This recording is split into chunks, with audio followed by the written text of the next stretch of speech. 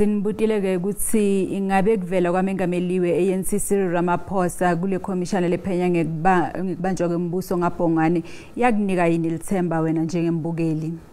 Mina vele ukusebenza kulekhomishana kaZondo angase ngakuthokozela futhi angase ngakuthemba selokhu yaqala ngoba uyabona indlela esebenza ngakhona uyabona ukuthi kunokwenzelela la.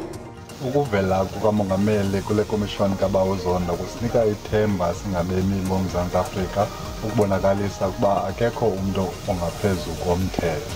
Mina ngokwami ukubuka ayikho into ebuyisa ithemba ngokufakaza kukamongameli kulekhomishana kaZondo ngoba okuningi naye akaphumeli obala akaqondi ngqo.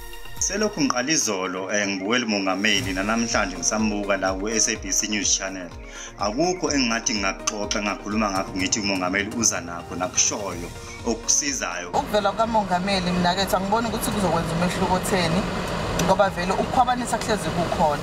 Ngenzeka kube khona izinto ezingaveli zifihlwe ngenxa yokuthi vele umongameli wezwe. Mina ngiboni ukuthi kukhona lokutawuphuma lapho ke kuphatsekile kuya kwakhe ngobe ayisuyeli sasinqumo kwanaye lapho ke utawuvikela sikhumba sakhe ngobe by lesikhathi asase deputy president kukhona lokonakele ngaleso sikhathi. Ukuvela kwaRamaphosa kukho kwanto engathi nensingiselo uzoxokisa nje abantu abavotayo ufuna bathi nasivote sicimba iANC ilungile.